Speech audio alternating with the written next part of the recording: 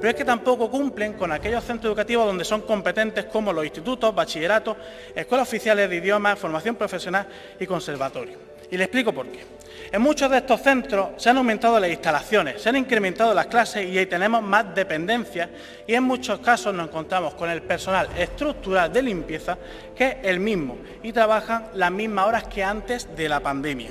Y de ahí hemos presentado esta enmienda para que se incremente tanto el personal estructural como las horas que tiene el personal que estaba contratado antes de la pandemia, ya que se encuentran limpiando muchísimas más zonas con menos horas de antes de la pandemia. Votamos a continuación, señorías, el punto número 3. Señorías, comienza la votación.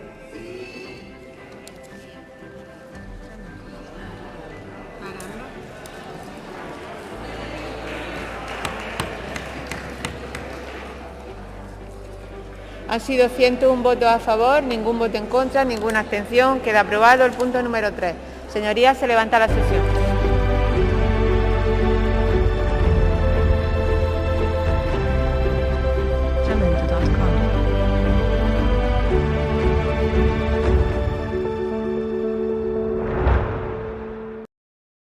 Bien, buenas tardes, señorías.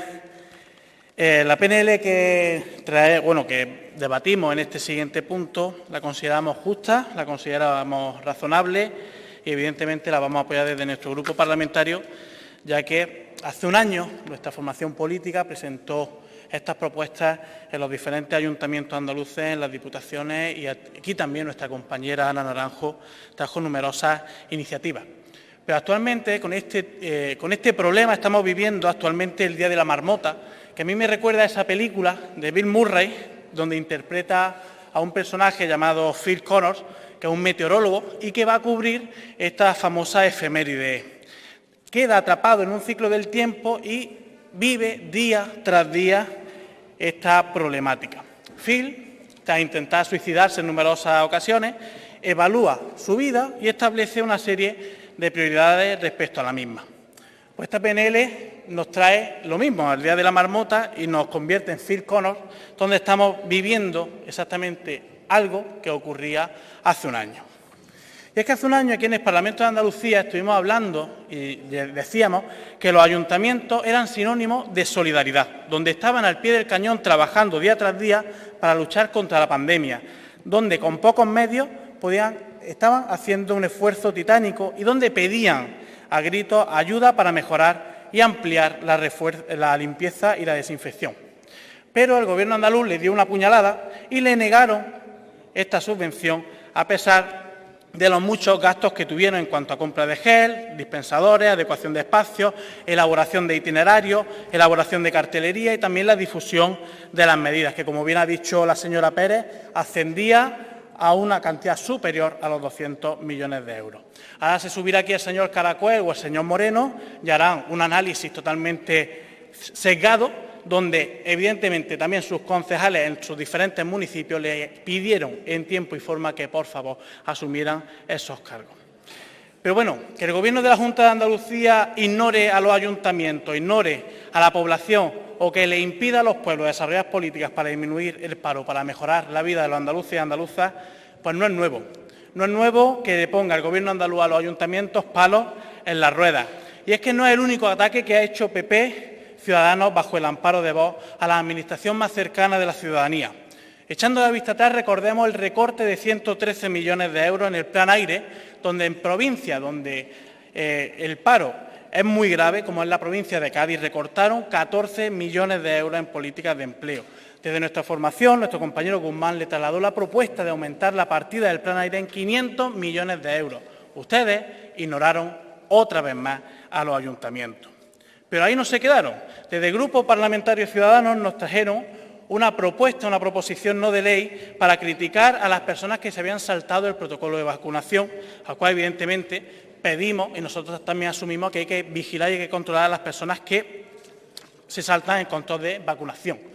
Pero ¿qué pasaba con esta proposición no de ley? Es que ustedes, en vez de felicitar al 99,9% de los cargos públicos, que en muchos de los casos no están liberados y se dedican a la política en su tiempo libre, le ponían la sombra de la sospecha como si fueran vacunajetas.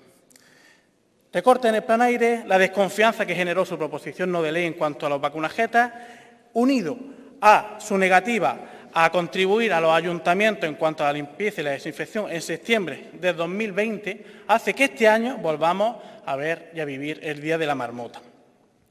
Señor consejero, me alegra verlo aquí porque usted sabe perfectamente que estamos viviendo una situación extraordinaria que exige medidas totalmente extraordinarias. Los ayuntamientos han hecho muchísimas labores que se salían fuera de sus competencias. Las diputaciones también. Protección Civil y el voluntariado también hacían muchas más competencias, muchas más labores de las que indicaban sus competencias. Lo lógico era que su consejería y usted hicieran mucho más allá de lo que establecen las competencias. Pero no.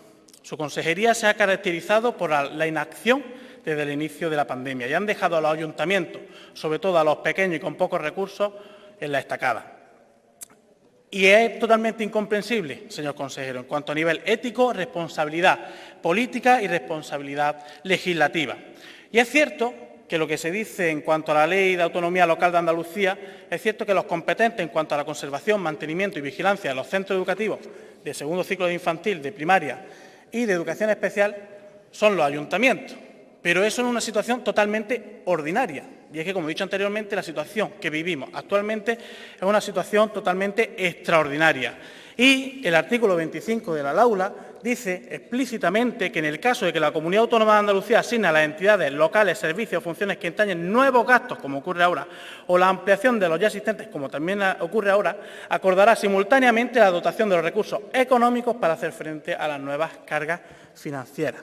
Por lo tanto, señorías, vemos cómo el amparo legislativo le obliga a actuar en cuanto a la limpieza y a la desinfección de los centros educativos. Pero es que también le obliga el amparo económico. Y le explico. Ustedes finalizaron los presupuestos anteriores con un superávit o con unas partidas sin ejecutar de más de 200 millones de euros. Es decir, había fondo para asumir estos gastos. Pero es que además el Gobierno central le dio una partida de 5.000 millones de euros de fondos directos para actuar directamente sobre sanidad y sobre educación, que podían haberlo utilizado en la limpieza y la desinfección. Por lo tanto, señorías, ustedes tenían la ley de su lado, tenían los recursos económicos y tenían a los ayuntamientos clamando una ayuda. ¿Pero ustedes qué hicieron? Nada. Ustedes se dedicaron a mirar y se han dedicado a mirar hacia otro lado.